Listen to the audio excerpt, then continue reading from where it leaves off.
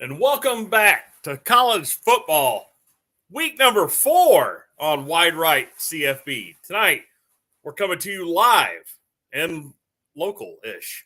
So our first panelist, he's a lifetime fan of the Trojans. That's USC. He covers the West Coast like no other. He is Cool Jude Santa Cruz. Jude, what's going on tonight, my friend? What's going on, man? How's everyone doing? Cool, I hope. Thanks for starting the stream. We're going to get this thing going. We got some people watching. All right, of course. Let's see 4 people in the chat already. 2 of them are us, but that's all right. Our next panelist, we call him the Beast from the East. He's the assistant to the president of the Doug Flutie fan club. His picks are so good. We call him a lock. It's Lead Pipe Lock Lindsay. What's going on, Lindsay? Hey, everyone. How are you? Thanks for having me on, guest again. Appreciate it. Well, it's not parts of the sum. Like it takes all of us to make it happen. So we're missing another panelist right now, and he's being shy. So anyway, he's all stressed out. He's just stressed out. Well, speaking of stress, why don't we just hop into the news of the week this week with college football? Did something big happen on Sunday, Monday? Anything big happen? Oh, Herm Edwards got fired. So if you're a Sun Devil fan, something did. Joey. Yeah, that's why Joey's not here. Okay. So anyways, college football, we're seeing a new era, a new landscape in college football. We're seeing coaches fired in season for performance. Normally this doesn't happen. Usually the administration lets the season finish and then they start firing coaches. We have active firings going on right now. And right now we're on watch. We have more coaches that are at risk of being fired. And to start with that, let's talk about a couple of coaches that are at risk right now. And the number one guy I can think of is at Georgia Tech, and that's Jeff Collins. I think Jeff Collins' days at Georgia Tech are about as numbered as, the board at McDonald's. I mean, he is about to get fried or fired. I don't know which one. John, would you like to chime in? Fried or fired? He's going to get fired for sure. What do y'all think about Jeff Collins? He'd be lucky to make it through the season.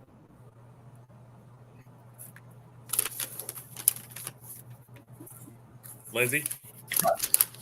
Well, like I always say about any coach or manager getting fired from a team, you're not guaranteed that it's going to fix anything, but it's a good place to start when the team's that bad. So they can only go up from where they are. They can't get any worse. So I say let it happen and let the chips fall where they may. These guys usually land on their feet anyway, but we'll see who they can bring in. Yeah, I absolutely agree with that, man. He's got to get his team to rally around. Well, I'm going to throw out another name that's underperformed. Is his name Brian? I'll bring up another name that's underperforming right now. It's going to be Scott Satterfield at Louisville. Louisville's performance last Friday versus Florida State wasn't optimal. And so I think Scott Satterfield's days as Louisville's coach are numbered as well. He better start winning or he's going to find himself on the outs, just like Herm Edwards and Scott Frost. So, yeah, that's 2. Don't forget. Am I coming clear, guys? Yeah, I can hear you. I think another coach that might be on the hot seat. I'm not sure if I pronounced his last name right, but I know it's the Auburn coach, but his name is Brian Harsin. I think his seat is warming more and more and more. Auburn can't continue. Yep. I mean, they're an SEC team that wants to compete with Alabama. They want to be big brother, not little brother. And there was a time when Bama couldn't touch them, and Nick Saban's got Bama rolling, and Auburn's going to be going through. What are they on now? I'm guessing their 4th coach since Saban took over, and it's not looking good for him, anyways. Yeah. And Nebraska's still looking too. So, with their interim at the helm, they're still looking to bring somebody in there too. So a lot of teams are going to be looking. The staff. They fired the defensive coordinator on Monday or Sunday night or Monday. Doug's over here going, thank God for bye weeks. So, but least all of the NCAA has not yet gone through as many coaches in the last 4 years as UT has. So you got something going for them.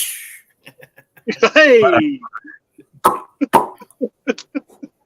So, yep. So Saturday's broadcast could be kind of fun. We're gonna introduce a couple new things. I'll give everybody kind of a heads up how it's gonna work. We're gonna run the crawl on the bottom of the screen. You'll see it when it goes across the bottom of the screen. We're gonna run what's called a crawl, and we'll have scores in there if we can get it loaded up.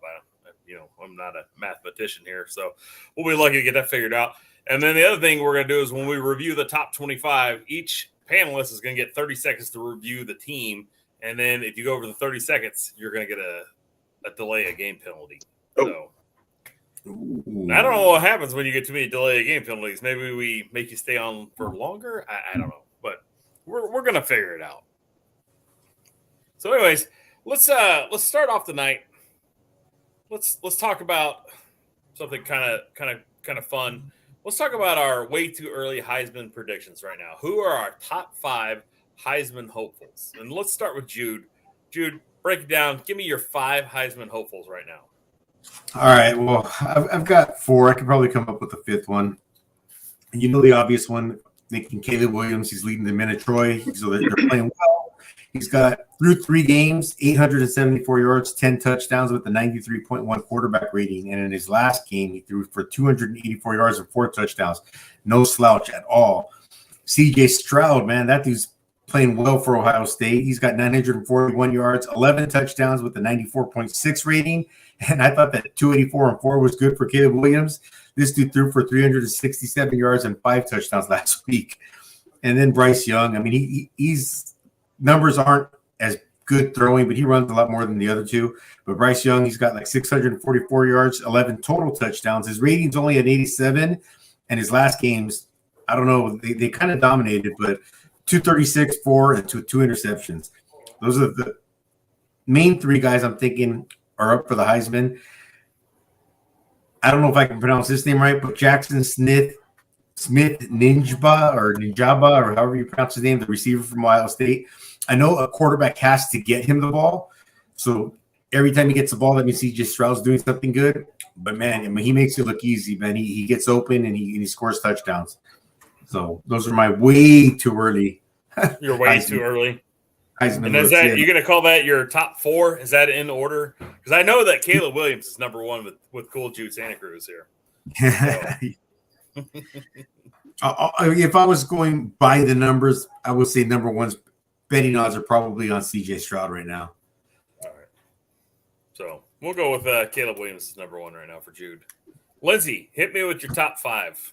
I also was looking at C.J. Stroud and Bryce Young. I think that it would be very interesting to have a repeat if Bryce Young's able to pull it out. But C.J. Stroud is doing outstanding right now.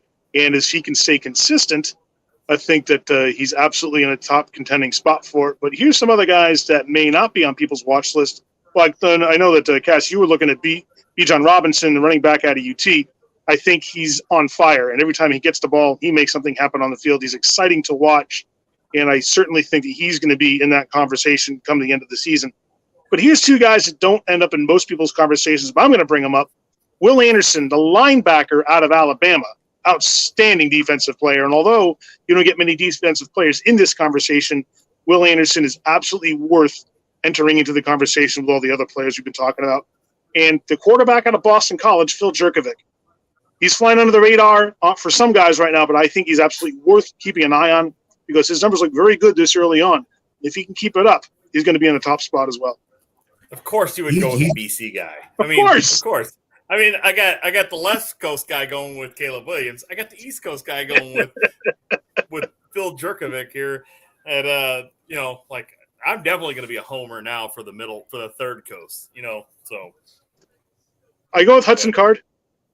Hudson Card, yes. Huddy is number 1. All right, so I'm going to go through my picks right now, and I'm going to deviate from you guys a little bit. And although I think that C.J. Stroud and Caleb Williams are definitely going to be in the top 2. I think they're the top 2 guys that are up for this award. I can see Bryce Young being a third, but I think he's going to be a little bit further away. Right now, I want to talk about the dark horses, and that's definitely Bijan Robinson. I think Bijan's going to have a huge next couple weeks. I think he's going to run wild on Texas Tech this weekend. I think he's going to lead the Longhorns pretty far this season off of his feet. I think he's got a good system, good setup, and I think there's enough weapons around him to make him even more dangerous than what he already is. Another name that I'm going to bring up that I'm really surprised that nobody talks about is Sam Hartman from Wake Forest. Sam Hartman hasn't hit conference play, but when he does, he's going to put up a tremendous amount of numbers that'll probably, I would say, that'll likely rival, not necessarily be just on the same level as CJ Stroud and Caleb Williams. So I would look for Sam Hartman to have a huge week this week. And we'll go in depth a little bit more with him later. And then, of course, Will Levis from Kentucky. I think Will Levis is vastly underrated. He is a gamer. Kentucky, all they do is they show up, they play good defense, and they go in and they don't make any big mistakes. So those would be my three. On top of behind CJ Stroud and Caleb Williams. I think those two are the two front runners. You can't ignore numbers. I know that they're not playing, all-stars every week, but it doesn't matter. It's college football. You can't play, the murderer's row schedules and be successful. It's just not going to happen. So, you're going to have those directional school games. You're going to have those games where you're playing the bottom end of your conference. But go out and win the games that you need to win. Look good doing it. Limit the mistakes. Limit the turnovers. Limit all the mistakes that the quarterbacks can control. And, that's what's going to happen. Because let's be honest, outside of the quarterbacks, it's really the Heisman is really a quarterback-driven award these days. I mean, every once in a while you get a wide receiver or you'll get a running back, but really it's all about the QB. So, I have 4 of my 5 picks are QBs and only one running back. And realistically, and if we looked at Texas, let's just take Texas for example. If you look at their team, I mean, their spirit animal on their team isn't their all-star running back, Bijan Robinson. It's their backup running back, Roshan Johnson. So if you had to pick a guy that you wanted to go into a street fight with, that would definitely be the guy I would be picking because I watched him play against Alabama, and then I watched a little bit further in depth when he played Alabama, and I saw what he's able to do inside, just not only running the ball, but going and protecting the quarterback. And without that guy, you're talking about, some things would have been different. But it's a solid player. But anyways, that's our way too early Heisman predictions. If you have a Heisman prediction, hit us up in the chat. Let us know on the interwebs. We're all over the social medias. We're getting really big on social media. So hit us up at Wide Right CFB. We're more than happy to keep track of it. And it's just going to be one of those things where at the end of the year, somebody's going to get to raise their right hand. They're going to get to turn it and pat themselves on the back for being the winner. So hopefully somebody watching today, they can be a winner of the Heisman Watch. So let's go on to our next segment and let's talk about our pretenders and our contenders. And let's start with Lindsay. Lindsay, hit me with your top 3 contenders. Top 3 contenders, I like Oklahoma, Alabama, and Oregon. And I think this week their schedules are slated to be pretty lopsided. I like Oklahoma over Kansas. I'm going to say 56-10. I like Alabama over Vanderbilt. 42-3 is what I'm going with for a score. And Oregon is just too good to go against right now. Bo Nix really lit it up last week. I look forward to him doing the same thing this week against Washington State, and I'm picking them to win 48-9.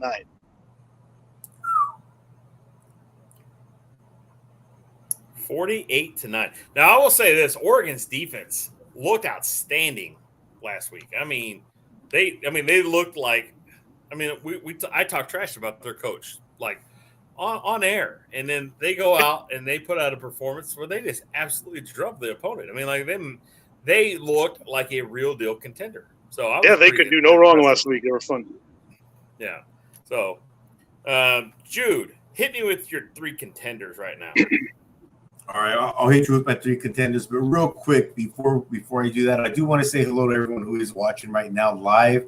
Ronald Whitney Sr., Commander Valen, Schmitty71, Diabolical 58. Man, you guys are all our friends. We appreciate you hanging out with us. John, I know you're not a big college football dude, but man, you're loyal, man. I'll give you that. really appreciate it. So that being said, my top 3 contenders are Ohio State, Georgia, and of course USC. I think Ohio State is going to have a 4th quarter comeback win against Wisconsin this week. It's going to be a tough game. It's going to show some, character building game for Ohio State, and they're going to handle it. Georgia, the Dogs are going to romp against Kent State. And SC, man, they're the men of Troy. They're going to dominate, at Oregon. I'm not worried about them at all. All right. Well, like I say, if you don't pick the team that scores the most points, you'll never be a winner. So I'm going to go with the winners this week. So Perfect. I love when you say that. we'll get into a little bit more. I have a game of the week I definitely want to cover, and then I have a few other teams I want to talk about, and especially our salute to service academies, right? Because we know that the service academies, without them, none of this would be possible. So let's go with our week 4 pretenders. Lindsay, I know where you're going to go with this, and you're going to upset me, but I'm not going to hate you forever. But hit me with your top 3 pretenders. Whatever hatred you'll feel for me, I hope you get over by the weekend. All right, the top 3 pretenders I have is BYU, Miami, and I got to go against UT. I think that BYU is going to lose to Wyoming in a close one, 27-24. I'm going to say that Miami will lose to Middle Tennessee by a touchdown, 42-35. And I don't think UT is going to pull it out against Texas Tech this week. I'm picking Texas Tech to beat UT 28-17. I see too many inconsistencies in UT right now, although they did a very good job last week. I did not feel that great about them after the first half of the game. And during the whole first and second quarter, all I kept thinking was, here we go again. But they corrected what they needed to correct at halftime, and they came out for a definitive win. But I don't have the confidence in them going against Texas Tech this week to do the same thing. All right. Jude, hit me with your top 3 pretenders this week.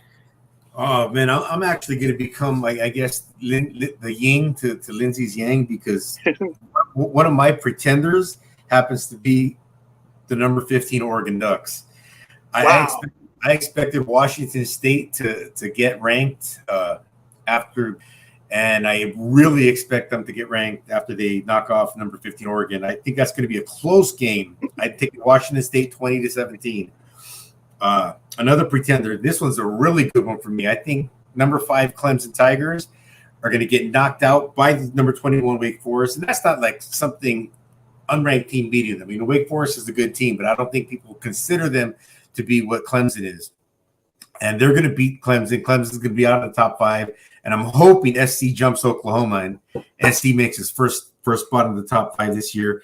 And in a close game, I think Oklahoma will win this week. I think they are a pretender. I think their head coach is just getting to know their players, but I think Kansas State will hang in there with Oklahoma and make room for SC to jump them.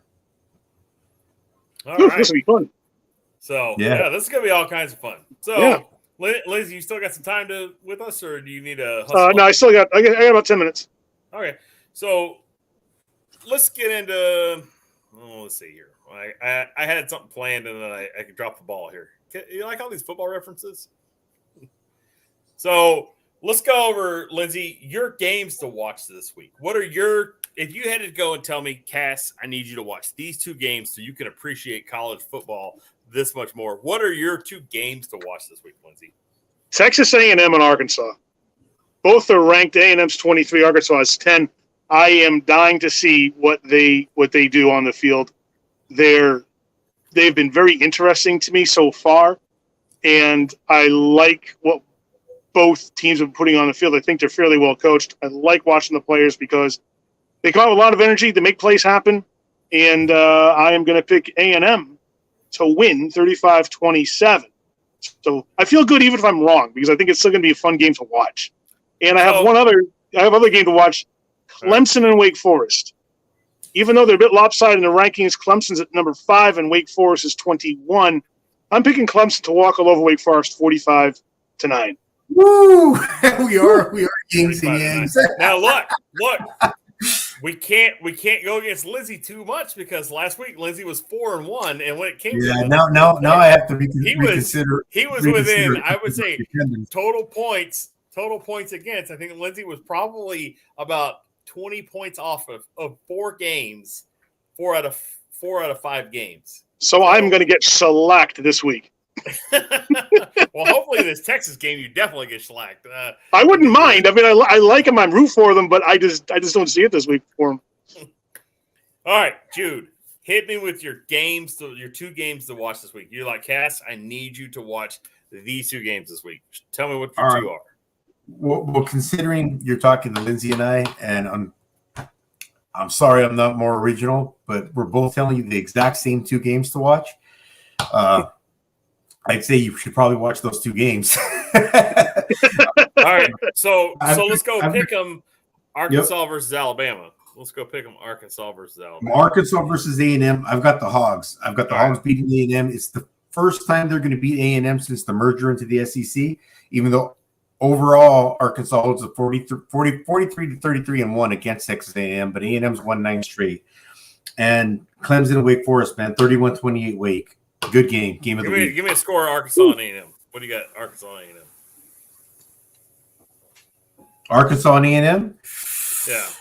I didn't. Did I write it down? I didn't write that down. So I'll say Arkansas 34, A&M 27. All right. 27. Oh, almost a mirror image of y'all's 2 score. Oh, this is going to be fun. Give me what's your Clemson versus Wake Forest score again, Jude? 31-28 Wake. 31-28 Wake. All right. So that leads us to our next topic. It's the wide right CFB's game of the week, and what game we're going to discuss a little bit more in depth, and that is Clemson versus Wake Forest. Now, I didn't tell the guys 100% that we were going to pick this game as our game of the week. I told them to pick their picks and the games to watch. So they just happened to both mention Clemson versus Wake Forest. So that tells you that this game is going to be a little bit bigger than what most games are this week. So I want to go a little bit more in depth. I want to give you all my opinion on Clemson versus Wake Forest. I think the team that scores the most points is going to win the game. So definitely going to go with that team. I'm going to pick the winner here and go with the team that scores the most points. Now, what I want to see is how Clemson's defense is going to fare versus Wake Forest's offense. So Clemson's offense, and this goes back to their offense. Now, they're going to almost have to play defense with their offense, I believe Clemson is. Because my thought is that their defense is going to be stuck on the field because their offense is very inefficient still. It still's not working great under DJU's leadership on the field. So I think they're going to end up having a lot of 3-and-outs, a lot of punts. They're going to play in field position. I think that Sam Hartman and this Wake Forest offense are going to keep the defense on the field, and eventually this defense is going to crack. You can only go to the well so many times with the defense before you overwork them. I think that the Wake Forest offense outlasts the Clemson defense. I think the only thing that's going to save Clemson is if they can get into a ball control offense and they can efficiently move the ball down the field. I think if Clemson tries to go into a shootout with Wake Forest puts them away by 2 scores, and I think we could see a over score or a combined score of close to 85 points between the 2 teams. So I think it'd be a lot of offense, and then it would just come down to mistakes at the end of the game that would cost them the victories. So, Lindsay, what are your thoughts on Clemson versus Wake Forest? It's one of the games I've been looking forward to most watching because I feel so good about Clemson going into this one. Every now and then, as I talked about last week, although I don't like seeing lopsided games so much, every now and then you like to see the thoroughbred win, and I think Clemson is it in this matchup against Wake Forest. So I wouldn't mind seeing them walk away with it like I hope and think they're going to. Look, if Clemson goes out and they put Cade Klubnik in and they win by 50, I'm going to be happy. If Wake Forest, if Clemson plays DJU the whole game and Wake Forest wins, I'm going to be happy. Either way, I think we're going to be in for a really good college football game this weekend. Yep. As soon as Jude gets off of mute, Jude, give me your synopsis on Clemson. I'm not on mute. I'll get there again real quick. Let me read some of these comments because they're college football comments. We got haters. Someone's booing the Trojans. That's Ronald Whitney Sr. That's Christian. That's Christian. That's right. That's Christian. Commander Valen says Wisconsin is garbage. He says Ohio State will boat race them. I don't think so. I think that's going to be a close game. And he said Tech is LOL Tech. Tech is even more inconsistent. Yeah, we all agree with that. Georgia Tech is just horrible. I think he was talking about Texas Tech. Oh, okay. Texas Tech. Okay. They only beat the University of Hawaii or Houston. I don't know if that's probably Houston. UH is Houston. Tech will lose 45-14. Sam Hartman will beat Clemson. Arkansas boat racing the Aggies. A&M can't stop the run and have no offense. Wake Forest is going to edge out, but Clemson, he agrees with that. Schmidt said he can say Arkansas taking that one too. Ronald Woody Sr., Christian. They're nice jokes, but I've heard most of them before. I don't know who made a joke. Probably he's talking about Texas, being in the title picture. Then he's giving the thumbs up. They beat them last year, 27-7 Arkansas. And then it says Wake Forest winning unless I can't pronounce that guy's name plays. All right, sorry. Now going back to the game. Cade Klubnik. So getting back to the game. Clemson versus Wake Forest. What do you like? Give me some insight, from the inside of Cool Jude Santa Cruz mind. Give me some insight of how this game is played. I think you nailed it. You hit the hammer right on the head. You dip the circus peanuts right in the marshmallow fluff. I mean, it couldn't get any better. It was like you nailed it straight on. The Wake Forest offense is going to eventually overwhelm Clemson's defense because DJU is going to keep putting the ball back in Wake Forest's hands. And no matter how good your defense is, man, when you're playing a high-powered offense, I mean, eventually things are going to give out. And Wake Forest is probably going to have, a last drive win. They'll probably be down 4, have to drive at the end. Clemson defense just not going to be able to stop them. All right. So ultimately what we have to see is just the games played. I mean, darn the luck. We get to find out who's better, who's the winner, and we get to watch it. I mean, like, we had the best possible job out there. I mean, we get to watch the games being played. As fans, you get the best job there is because you just get to sit back and watch. I mean, it's so much fun. Now, when your team loses or your picks fail this week, Lindsay, and we go back to the poorhouse, then maybe we're not so much fans anymore. But I think it's going to be a great weekend. I think there's going to be a lot of good college football. I think there'll be a lot of close games. And, it's good that you could be in the 4th week of the season and you still have competitive games throughout the top 25. It's not just, 1 versus 2 or, stuff like that. You have competitive games throughout the top 25. We're talking about number 24 A&M versus another, 12 Arkansas or 10 Arkansas? 10 Arkansas, 23 A&M. Yeah. So, I mean, they're 11 positions apart from each other, but that's a top 25 matchup. I mean, we're just lucky we get to watch this stuff. So I'm excited. All right. So let's get to our salute to service. Everybody, if you have a favorite service academy, you got to let us know now. Put it in the comments who you're cheering for and why.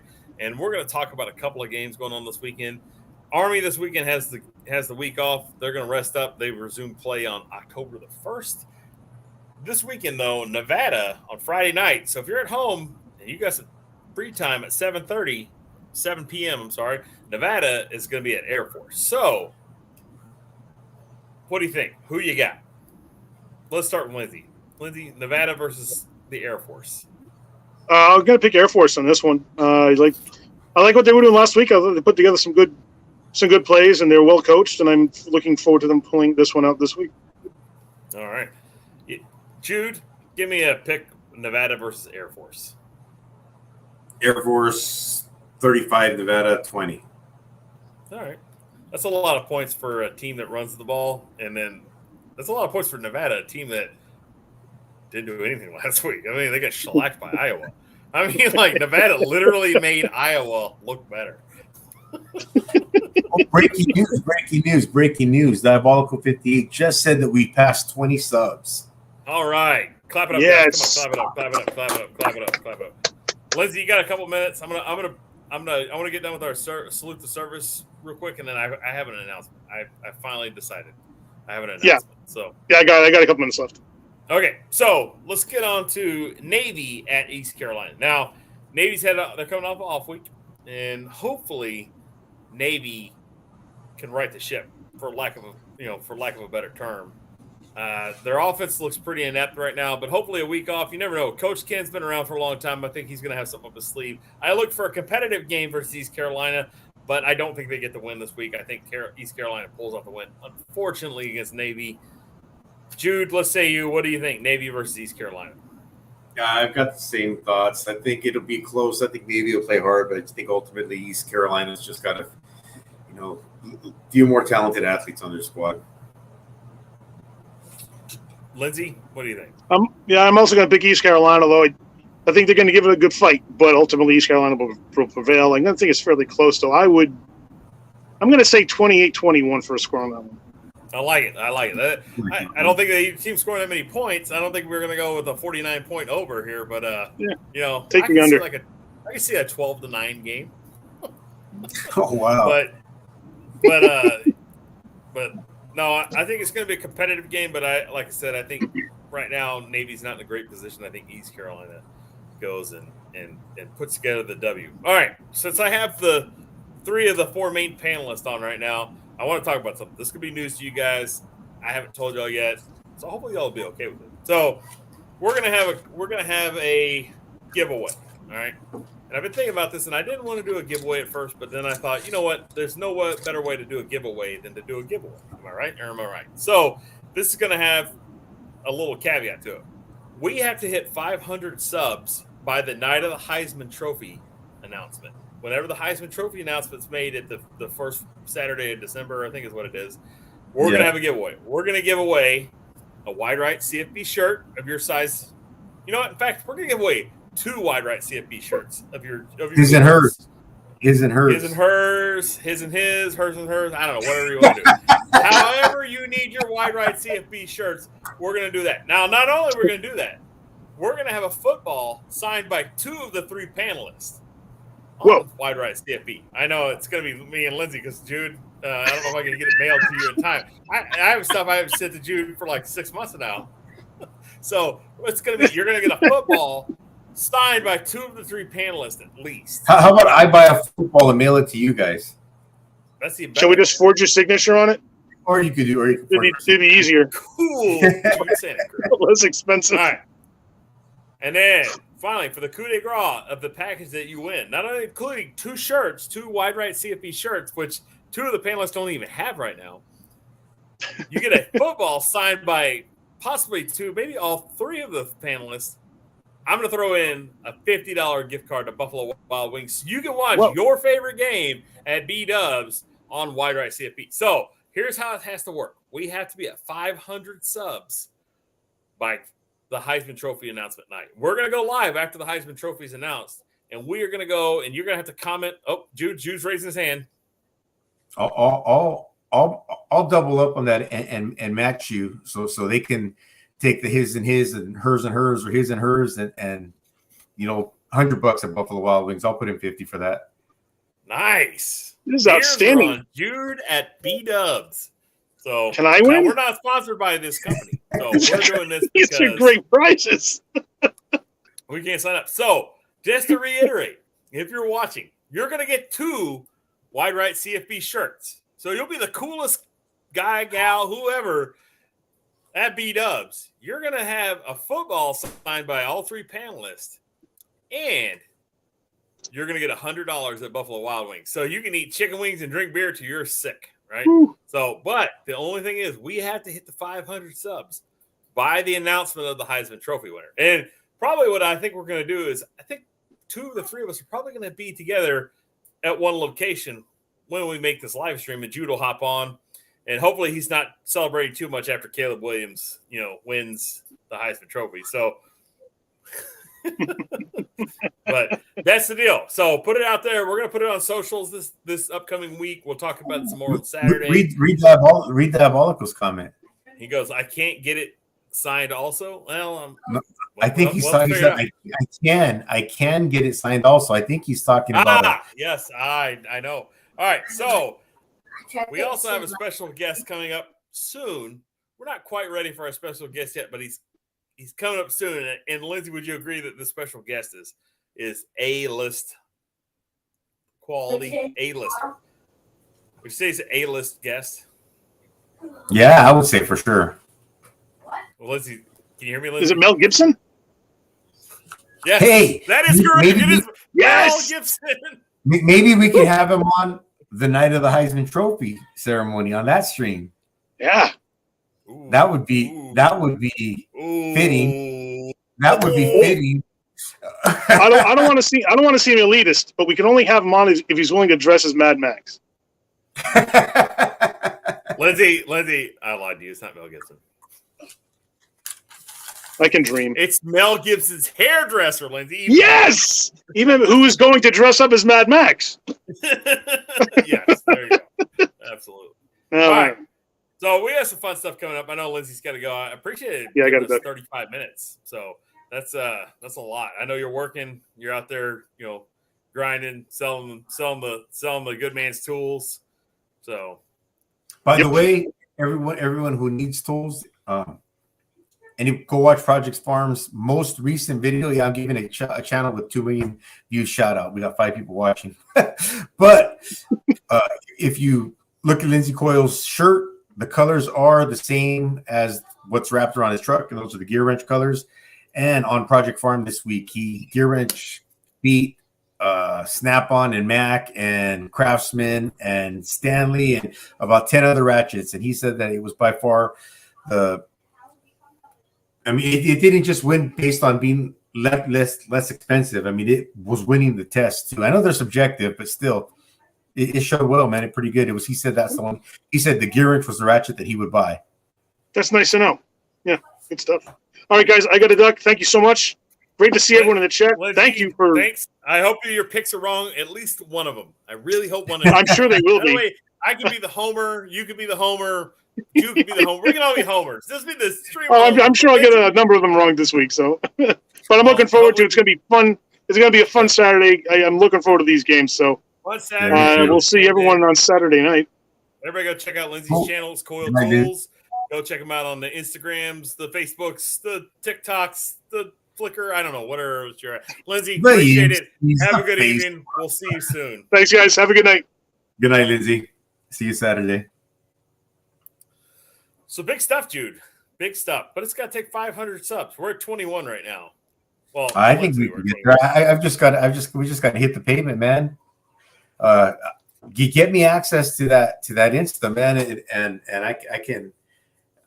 I'll give that to Joey, man. Joey puts I know he's not here today, but Joey puts stuff up like crazy. I mean, he could be our behind the scenes social media guru guy, putting up all the information people want to see.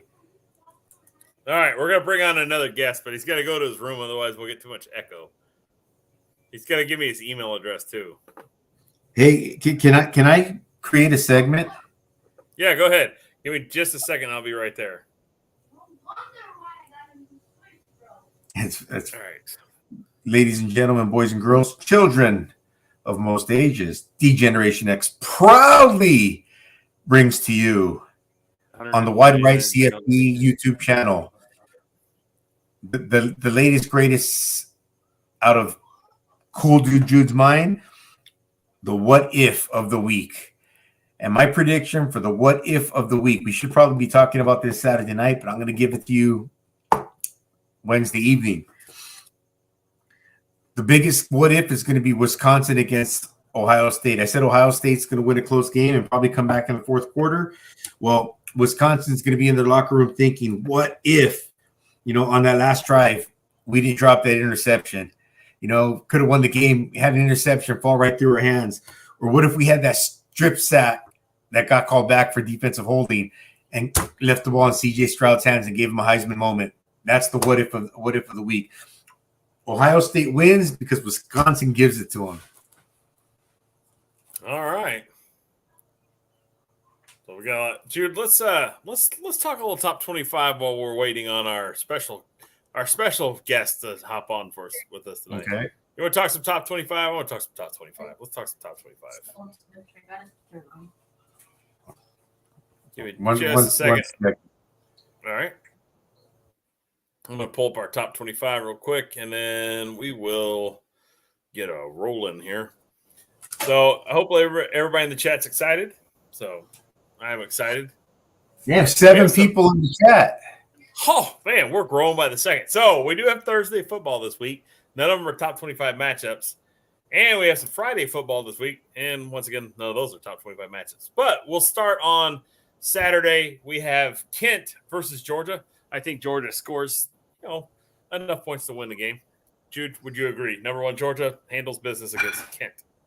Man, they score enough points to win the game by midway through the first quarter. First drive will be enough points. Probably. All right, we got number 4 Michigan. Oh, here we go. All right. He just needs to not cuss. So I'm going to add him to stream. We are ready. Our next guest, he's my son, so of course I'm bringing him on the stream. What's going on, Hunter?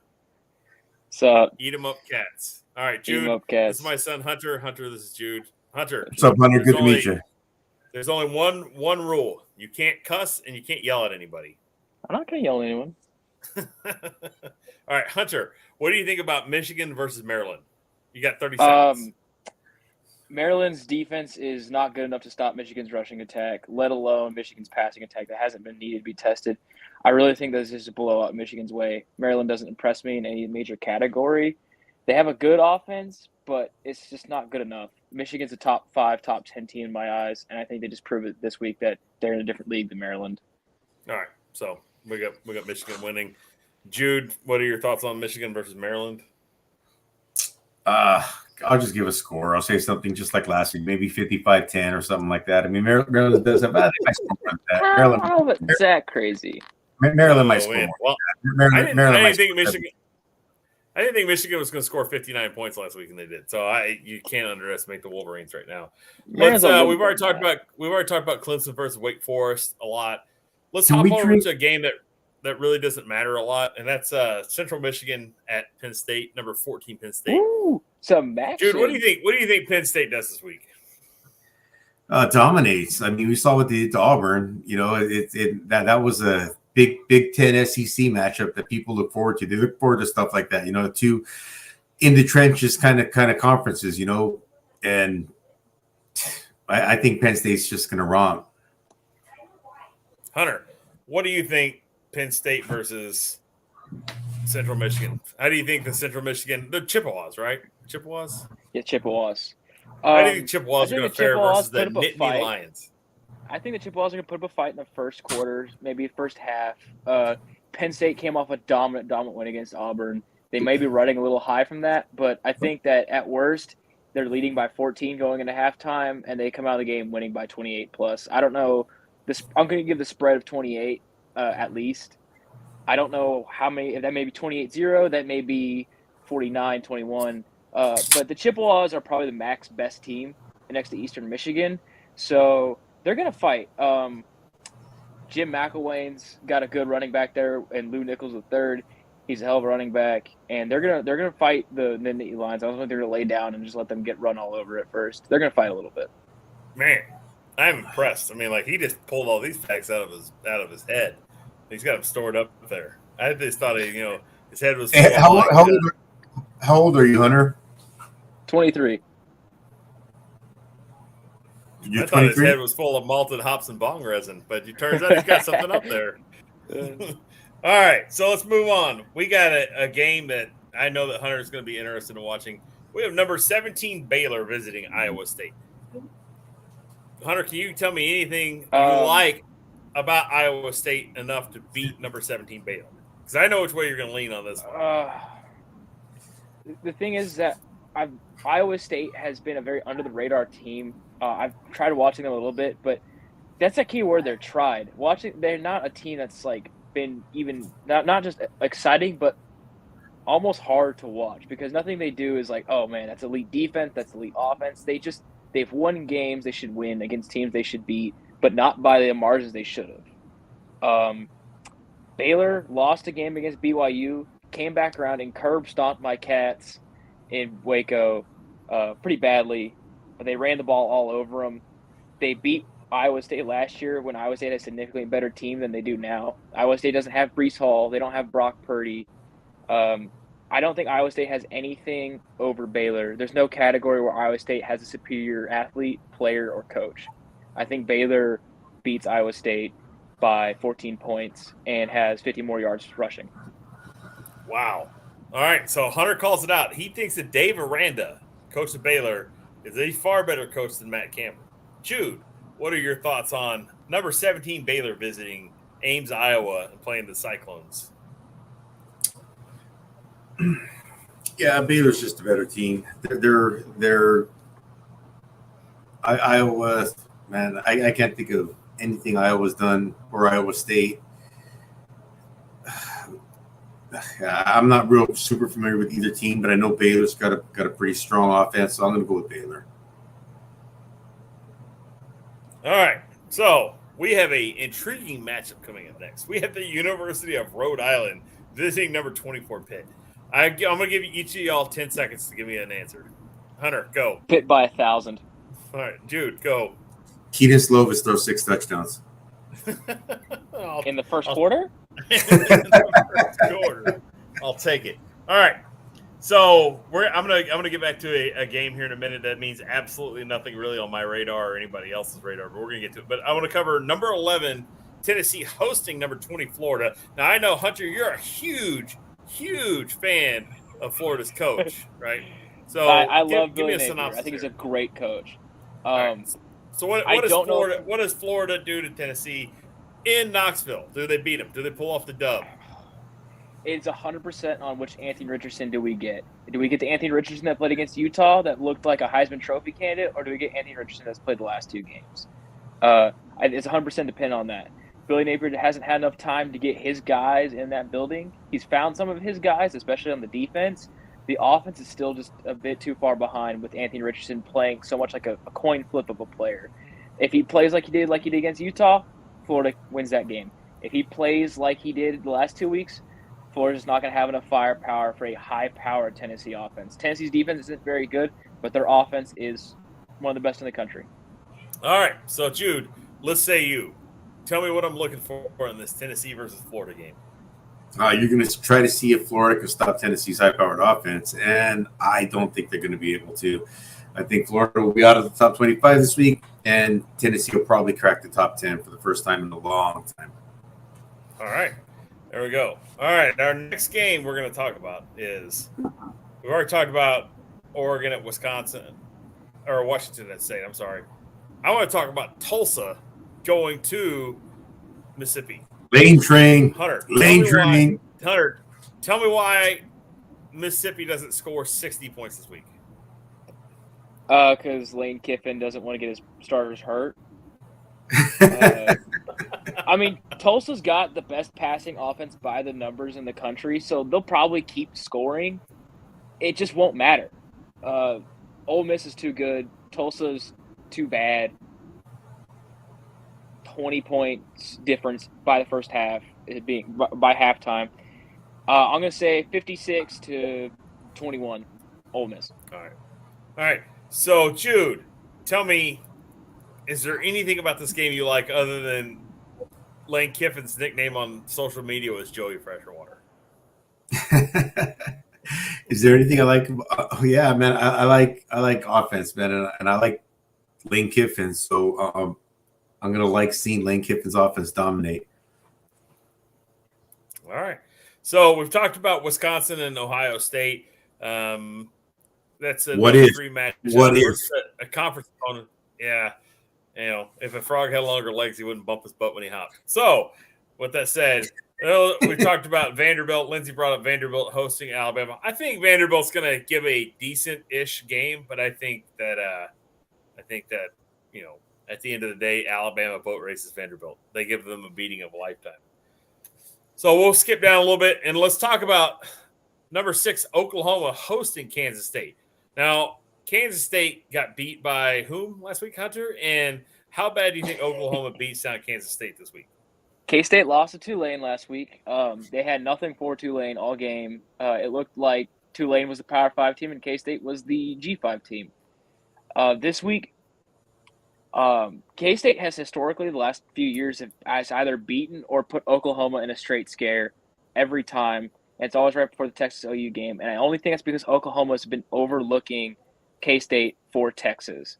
And I don't think that's going to be the case this year. I think that Brent Venables has the team more focused on winning each game piece by piece as he builds the confidence in his team than Lincoln Riley did. Lincoln Riley looking to win the Big 12 more than beat K-State, if that makes any sense.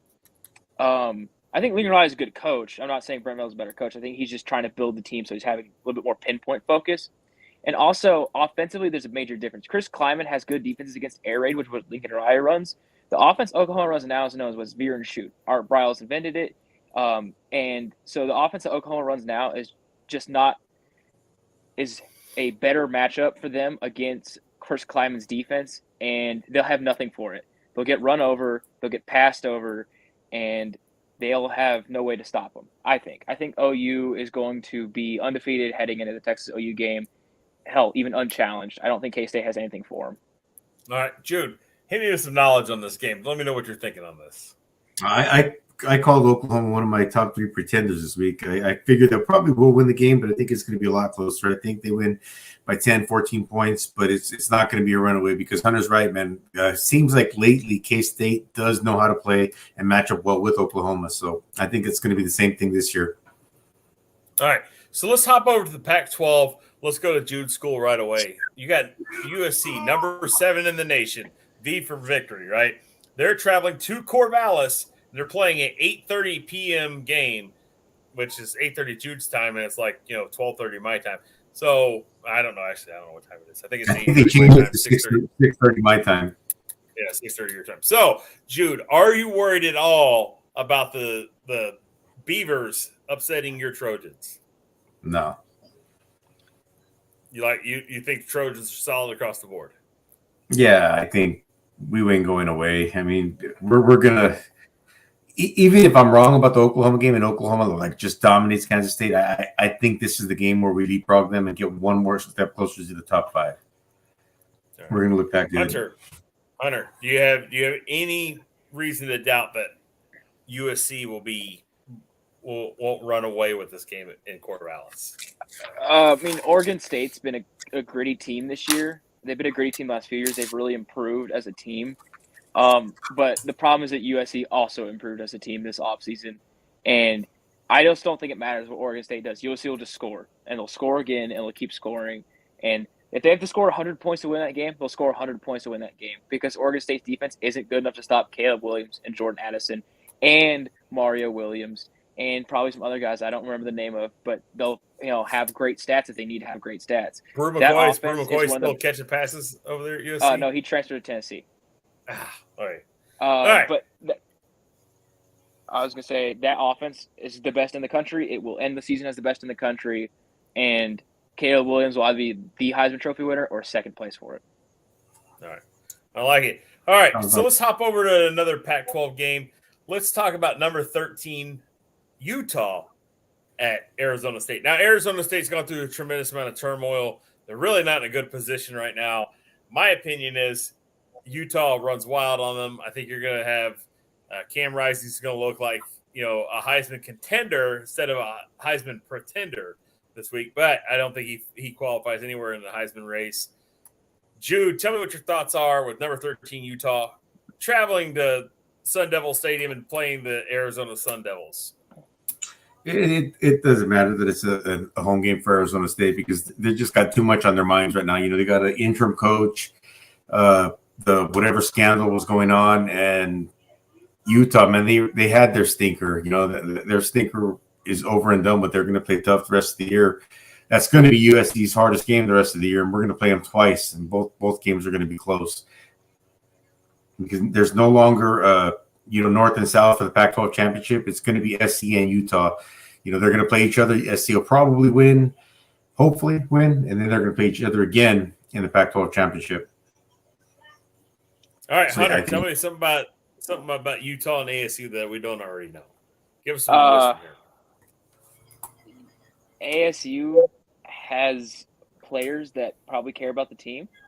I'll say this: Kyle Whittingham has I don't know if he's maybe lost to Arizona State all of twice in the last 10 years.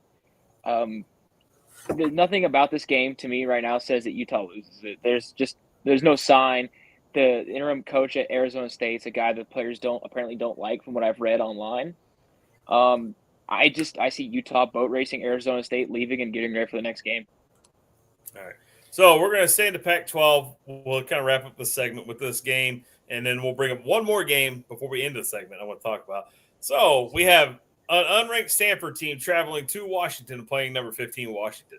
Hunter, now I know you have a tie to this game somehow. So why don't you let everybody know how you're connected to this game, and then tell me who's going to win and why. I was on the same team, to say I played was a stretch, as Elijah Higgins. He's a tight end / big-bodied wide receiver for Stanford. Very smart guy, very hard worker, very good football player. I always appreciated being around him. He was definitely a smart player. And much like the rest of Stanford, very smart players, very smart team. I just watching what Washington did to Michigan State. There's nothing – as long as they stay focused on the game, I think they beat Stanford. But if they're not focused, David Shaw, he'll beat teams that aren't focused on playing Stanford. David Shaw's a hard team to beat. Even if they have bad seasons, they're a hard team to beat. Drew, what's your thoughts on Stanford traveling to play Washington? I think David Shaw will have his team prepared and they'll play well. You know, they're always like Gunnar said, they're a very, very smart team. But I think if Washington is focused, I sound like I'm mirroring exactly what he said. If they stay focused, I think that they're going to win the game. All right. So to end off this segment, these aren't two top 25 teams. But if you're watching a basketball game and you're like, hey, if I can watch a basketball game, what two basketball schools would come to mind right away where you're like, I want to watch this basketball game? That would be Duke and Kansas. Now, Kansas is having a surprisingly good year. They're unranked right now, and I know why they're unranked, because they haven't shown anything that proves that they should be ranked yet. When they put some more consistency together, then maybe they'll crack the top 25. And then Duke, well, they're Duke. So, Jude, tell me what you like about Duke versus Kansas, or tell me what you don't like about Duke versus Kansas. Would you rather watch the basketball version of Duke versus Kansas or the football version? Let's say you. Oh, geez. Well, Coach K's not there anymore, but I don't know. I'd probably rather watch the basketball version. You know, they're both the top 25. But I am interested to see if Kansas can, you know, improve their record and crack the top 25. You know, that'd be pretty cool. That's another thing that hasn't happened in a while. But at 4-0, man, it's hard to, you know, at least the writers, you know, they got all the home team writers. They're going to get some votes there. Coaches might look at it a little bit different, but yeah. All right, Hunter, which would you rather watch, the basketball version of Duke versus Kansas or the college football version of Duke versus Kansas? Well, being a Texas State fan and an alum, I'm a fan of terrible football, so I'd rather see the football version. I think I'm going to go with my pick right now. I think Duke wins, and here's why. I've watched Duke play a lot. You're breaking up, son. Uh-oh. No, he froze. Jude, can you hear me? Jude, can you hear me? Yeah, I can hear you. I can hear you. All right. So what he's saying right now is he said Duke's a good team. Oh, there he is. All right, Hunter. Start over your thoughts on. All right. So Duke's both are good teams. Lance Leipold has done a phenomenal job. So is Mike Elko. But Duke's run fits against the pistol zone offenses, what Kansas runs, are extremely intricate and very good. It's what made A&M so good last year, is their defensive run fits and where their players are in position will stuff Kansas. Kansas uses a pistol zone option offense, and they will struggle against Mike Elko's defense. And Duke's proven they can score too. So I think Duke wins. I think it's a tough, exciting game, really. That's weird to say, but I think it'll be a tough, exciting game, and I think Duke pulls the win out. All right. So there you go. Wow. There's our opinion of it. And Hunter's giving you his game to watch for the week, and that's Duke versus Kansas. So I'd like to right now we're actually past our 2-minute warning, but we're going to hit our 2-minute warning. We're going to wrap up our preview show for the week. We're going to build up our after show after show for Saturday. After the games are over on Saturday, we're gonna come and recap it, and like Diabolical said, we should have Hunter stay on the show for all the next episodes. You are correct. If Hunter's available, he'll be here. You're killing it, dude. You're absolutely killing it. So I'll try. So we're definitely gonna have Hunter on. We're gonna recap it. Like I said, we have a lot of stuff going on. Remember, we have our 500 sub challenge. We want to get to 500 subs, and then what we'll do is we'll make a video thanking all our 500 subs. And then you'll have to like and comment in that video. And from there, we'll use a comment generator. What you're going to win is you're going to win 2 shirts of your sizes of your choice from the Wide Right CFB. You're going to win a signed football from 3 of the panelists. And you're not going to win $50 at B-Dubs Buffalo Wild Wings. You're going to win a $100 gift card to Buffalo Wild Wings, courteous of Wide Right CFB. So remember, you got to get us to 500 subs by the night of the Heisman Trophy winners acceptance. We're going to watch the Heisman Trophy ceremonies. We're going to see the winner. And then after that, we're going to go on YouTube. We're going to announce the winner. And the winner's going to come on the channel with us. We're going to bring them on. With a special guest. As a special guest. Anyone's eligible. I mean, anyone's eligible. Well, except for the panelists. Y'all aren't eligible. Damn. I'm going to hit y'all up for donations here in a minute anyway. So, but with that said, you will be the coolest guy at BW's watching your favorite game with your Wide Right CFB shirt, your Wide Right CFB football, and your $100 gift card at Buffalo Wild Wings. So make sure you tell all your friends to sign up. Let's make this happen. Our 500 subscriber challenge. Get to 500 subs. Big stuff's going to happen. Big stuff, I'm telling you. All right, Hunter, I appreciate you coming on. You're going to come on again, son? Yes? Yeah, for sure. All right, so awesome. What we do now is, what I'm going to do is I'm going to highlight you. We'll blow you up here. I'm going to highlight you. And then, maybe not. All right, solo layout. And you're going to give your outro. You just say something stupid and eat 'em up, cats. Eat 'em up, cats. All right. Jude, cool Jude Santa Cruz. Jude, what do you got for the fans? You can't spell SEC without an S and a C. Fight on. Hi, Johnny. Hi, Johnny. Hi. Hi, guys. Hi, everybody. Oh, I nailed it on that one, huh? Oh, man.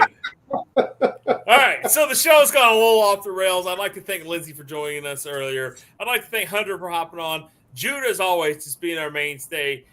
I'm, coming to you from the Satisfactory Achievement Wing of the Youth Football Hall of Fame. I'm your coach. And remember, the team that scores the most points always wins the game. Thanks for watching.